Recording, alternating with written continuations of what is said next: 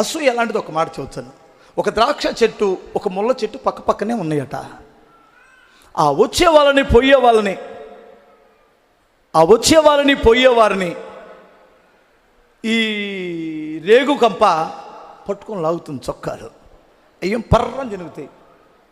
అయ్యి ఏంద్ర ఈ రేగు చెట్టు అని ఇటు తీసుకునేసరికి ఇటు పట్టుకుంటుంది.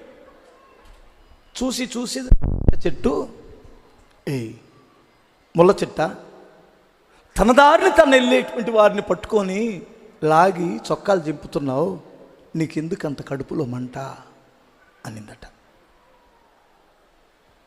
చెప్పొచ్చిందబ్బా, వాళ్ళు అంత తెల్ల బట్టలు వేసుకుంటే నాకు మండుతుంది ఇక్కడ. అంతటి తెల్లగా పల్చగా ఆ కద్దర బట్టలు వేసుకొని వెళ్తుంటే నాకు మండి పట్టుకొని లాగుతున్నాను.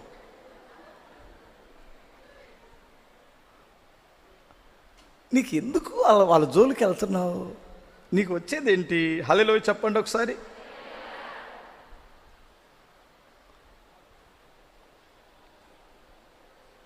ఒక గొప్ప భక్తుడు ఏమన్నాడంటే, అసూయ పుట్టకూడదు, పుడితే అది రెచ్చగొడుతూనే ఉంటుందట పక్కవారిని. అసూయ పుట్టకూడదు, అది రెచ్చగొడుతూనే ఉంటుంది. గోంగూరలు వస్తా పక్కన వాళ్ళని రెచ్చగొడుతుంది, అంటులు దోమతా పక్కన ఉండి రెచ్చగొట్టింది. ప్రార్థనలో కూర్చొని కాసేపు ఖాళీ వచ్చినా రెచ్చగొట్టింది పక్కన వాళ్ళ మీద. వాళ్ళ సంగతి నీకు తెలియదులే, రెచ్చగొడతానే ఉంటుంది. అది రాకూడదు, రెచ్చగొడుతూనే ఉంటుంది అన్నాడు ఒక భక్తుడు.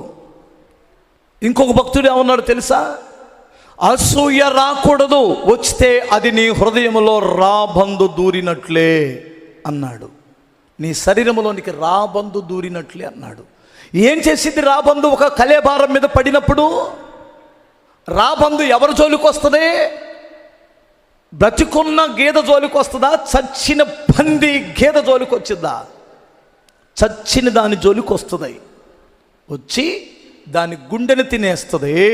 దాని కాలేయం, లివర్ అంటారే, లివర్ చెడిపోయింది, గుండె చెడిపోయింది, కిడ్నీలు చెడిపోతాయి, లాగేసుకుంటుంది, అది తినేస్తుంది. అసూయ.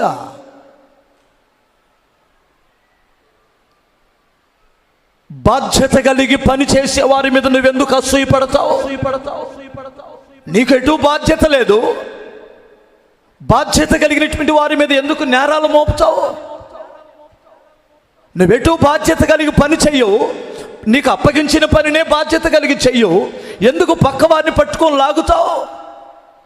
ప్రమాదంగా